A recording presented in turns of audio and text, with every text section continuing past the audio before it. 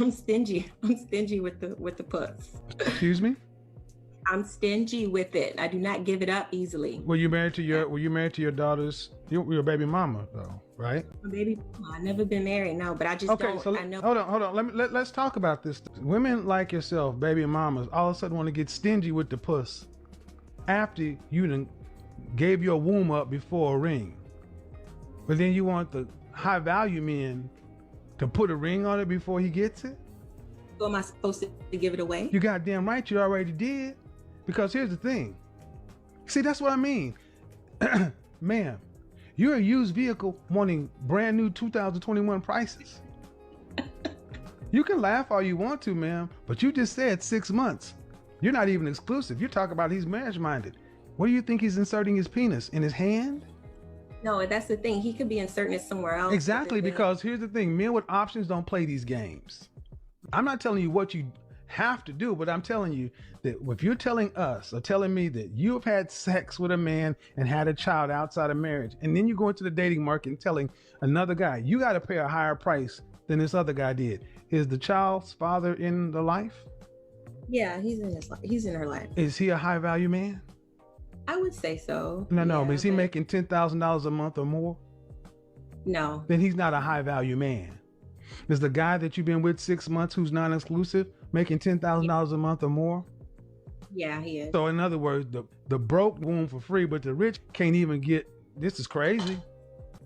This is crazy. I honestly think that a lot of the advice out there is to reserve the goodies. There's no reserving anything, ma'am. You've already had a child. See the advice that you're getting that from. Let me take it down a peg. The advice that you ladies are getting that from is from women. You've heard this from Steve Harvey and all these other dating gurus, but you know what? No men follow Steve Harvey. Men, we really don't get the credit that we deserve. Let me just say that out loud. Men don't get the credit that they deserve. We sacrifice so much of our lives. And for so many men that I speak with, a lot of what they say is women never stop. The women in their life become more entitled, and they never stop telling a man what they need to be fulfilled or what they need for them to do to continue to make sure that the relationship stays good. That's true. They're always asking men, what are you going to do to keep me here so I don't get it from another man? They always have long lists of expectations. A real man should do this. A real man should provide. A real man should protect me. A real man should call me every day. A real man should text me in the morning. A real man should send me money. A real man should take me to vacations. A real man, a real man, a real man, A, B, C, D. But you know one thing they never talk about? What a real woman does for a man. Oh no. If you ask them what a real woman does for a man, they get offended. It's amazing. That's the question that I want to ask you guys today, because I ran into a woman. I got out really early this morning, and so I woke up at about 5:30 because Sundays I don't have to live stream, but I woke up at about 5:30 and I did some work, and then I got out into the streets and I went to my favorite breakfast place. So I'm working on my computer and I'm having breakfast, and a couple introduced themselves to me. And actually, it was the guy that recognized me, but he was with his girl. I don't think she was his wife, but he was with his girl. And she was a little bit older of a woman. She was probably in her mid to late 40s. And, he was explaining to her, this is Anton Daniels. I love his stuff. But they always like to preface it but you just gonna have to hear him out. Hear him out when you listen to him. And then the woman says this every single time. Every single time the woman says this, y'all, they say, oh, okay. I can't wait to listen to him. But one thing about it is, I hope he's nothing like Kevin Samuels. It's amazing how much women hate men who try to encourage other men and who hold women accountable. Because I'm gonna tell you guys, like the things Anton Daniel says, the things Kevin Samuels was saying, RIP to Kevin Samuels. The things he was saying are simply things most men believe. They think they want to tell women, but they fear their women. They fear women. They fear being cancelled. They fear being attacked. They fear being insulted. They fear being called broken dusty. They fear holding women accountable because they know the women are going to fight back. So the reason most men liked Kevin Samuels and most men like Anton Daniels because he speaks what most black men think, but they are afraid to say. And that's one thing women don't like. Women do not like men who stand up for other men, and women don't like men who teach men their worth. If you think I'm lying, right? Find you a man who's your friend, who's with a woman, right? You meet them, they're walking, and then you tell him, hey, make sure she's a good woman and she can cook. She's going to get offended. She's going to get offended because what you're doing is you're telling the man, you're making him set expectations for her. Women prefer men who don't tell other men their worth. Women prefer men who don't teach men what to look for in a woman. They rather the man doesn't know what to look for and gets manipulated and taken advantage of.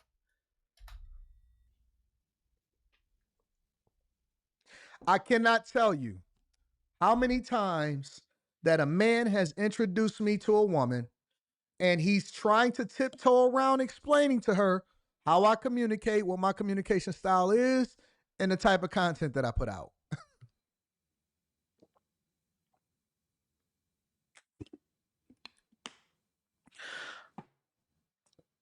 I realized today two things. The first thing that I realized is that there are a lot of men that are under duress in Facts. relationships. Yes. They're holding on for dear life to their relationship while trying to teach an old dog new tricks. They're scared. They are holding on for dear life while trying to teach an old dog new tricks. And it don't matter how old they are. They could be 25, they could be 40, they could be 50, they could be 60. Men, the reason why a lot of these guys rock with me, come on, fellas. I know some of y'all that I met this morning. Y'all listening to me. I'm going to communicate to you, through you, to your wife, to your girlfriend, to the chick that's your baby mama, to the woman that you're trying to get on board. There are so many of you guys that for your entire lives, for your entire relationship, for the entirety of the age of whatever your oldest child is, you've been enduring because that woman just refused for everything that they've ever been involved in. Get on board. I get it. There's a lot of you guys from a political perspective.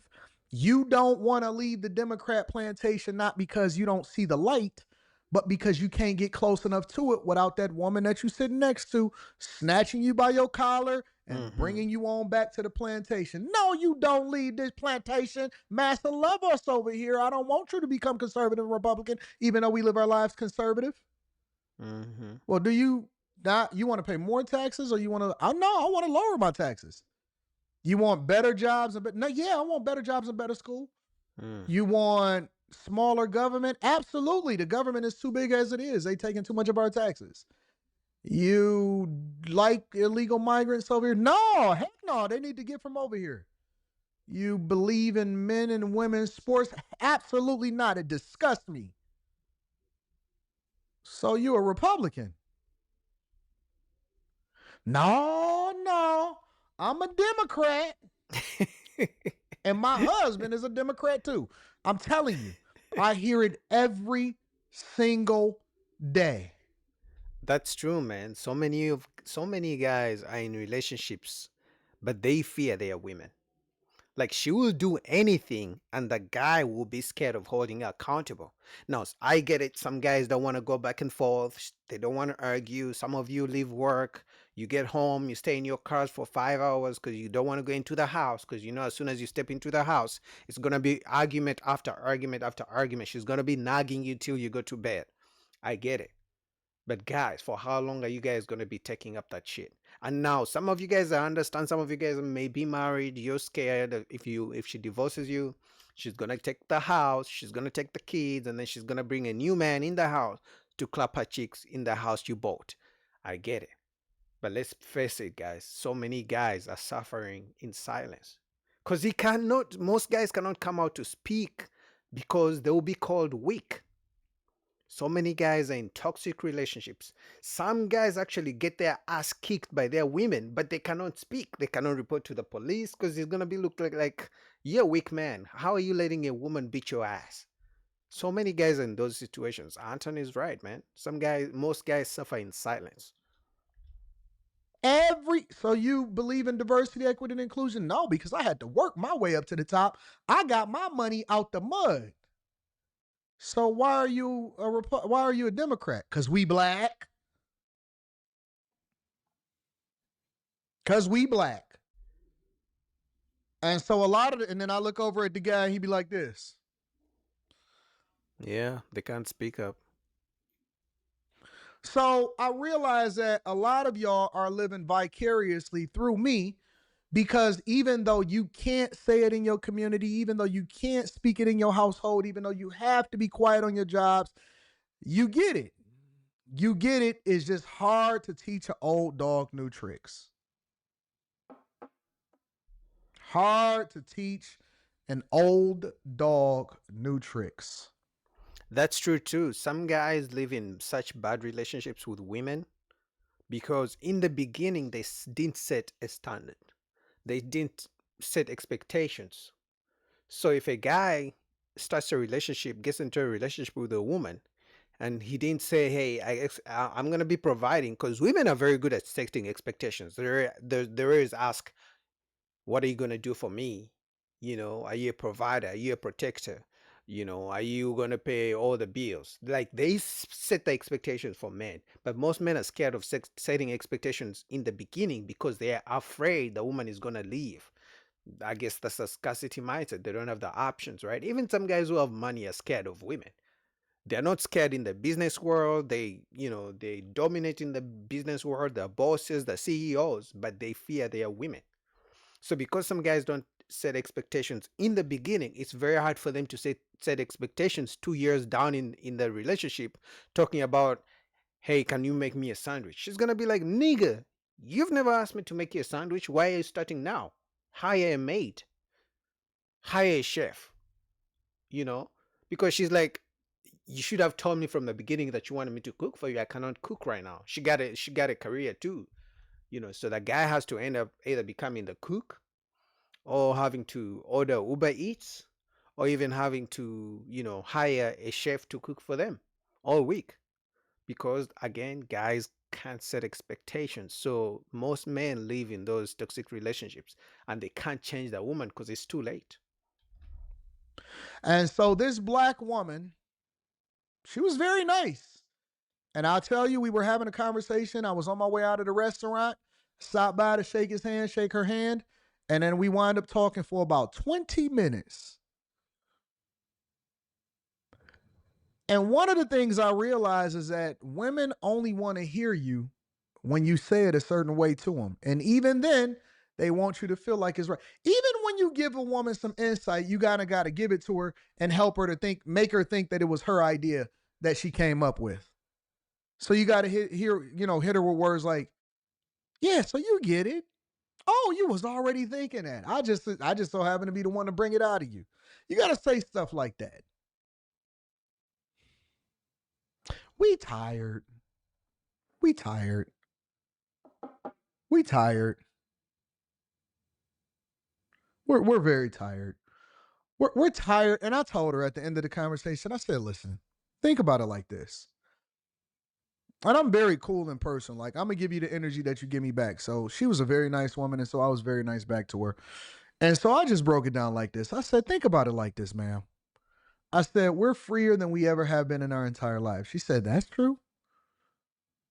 I said, "We don't have anything preventing us or holding us back." "Absolutely." I said, "You worked very hard. I worked very hard. I'm about to go into the studio right now." She said, "Yeah, yeah, yeah." I said, with us as a culture, as a society, being freer than we ever have before, having the freedom to choose for ourselves, we're worse off than we ever been. Why is that? Stomped her. She had no words. I said, we were better off when we faced real racism, when everything was segregated, when we wasn't able to. I said, when we didn't have no options, all we had was each other. Nobody was able to divest themselves against their family. Nobody was able to break up their household. Nobody was able to leave. We stuck together. We made it work. We put things together when we had nothing. Our ingenuity, all of those things. I said, the freer we got, the more we got women doing what they want to do when they want to do it, the worse off it's ever been. I said, you'd be hard pressed to find a woman above the age of 30 years old that do not already have a child and multiple different baby daddies. That's facts. I was looking at statistics recently, and apparently in 1960 or 1970, the single mother rate in the black community in America was around 30%. But fast forward in 2022, it had risen to 20 to 70% in 2022. So from 30% in 1960 and 1970 to 70% in 2022. And that's just 3 years ago. That's a staggering increase. And it's not getting any better. It's not like now could be that, older women are now choosing not to have kids. They're choosing to have them later. But even then, they're choosing to have them later by themselves, either IVF or, just single by themselves, or maybe in lesbian relationships, or no, maybe not having kids at all. But my point is it's still going higher. And apparently even during slavery times and, after slavery, black community was the most married. And now with all the freedom and the feminism and women can do whatever they want to do, black community the least married, the highest divorce rate. So it's crazy what happens when you give people all the freedom they want. It's crazy how it works backwards. That's true. That's true. Then she says this, you're saying a little bit different than Kev. I don't even tell him that we was friends. I don't even tell him that I spoke at his funeral no more. I don't even say nothing. I just keep it moving. The math just ain't mathing. It's not mathing. I may say things that you feel is controversial, but it's just that you just been so programmed to be PC, politically correct, that it sounds like I'm saying something crazy. I'm not saying anything different than what they said in the 90s. Facts. And honestly, like I said, the real reason women hate men like Anton Daniels and Kevin Samuels, because Kevin Samuels was speaking up for men. Most things men think, but they don't want to say to their women or to women in general. But then Anton Daniels, they usually try to attack him by saying he hates black women, he hates black people. But the funny thing is, he's married to a black woman for over 2 decades with a black daughter. So, because they use that thing to attack Kevin Samuels. Oh, you're not married. Oh, you're divorced. Blah blah blah. But they can't use the same angle to attack Anton Daniels because he's married to a black woman with a black daughter. So he did those things right. And guess what? Majority of the time is the single moms who attack him. It's very rare that married women attack him. Because they understand where he's coming from. Because he's all gamies. He prefers, black men and black women married rather than broken households. But every time single moms try to attack him, they just say you hate black women. But they can never use the whole play card of you're not married, or you're a baby daddy, you're a deadbeat dad. No, they can't say that. They can't call him broke. All the things they would call me, they cannot use on him because he has, his resume is looking good. So usually they just say he hates women and he hates black people. That's all they said, but they can never refute his points. So man, shout out to Anton Daniels. Link down below to our video. What you guys think about that?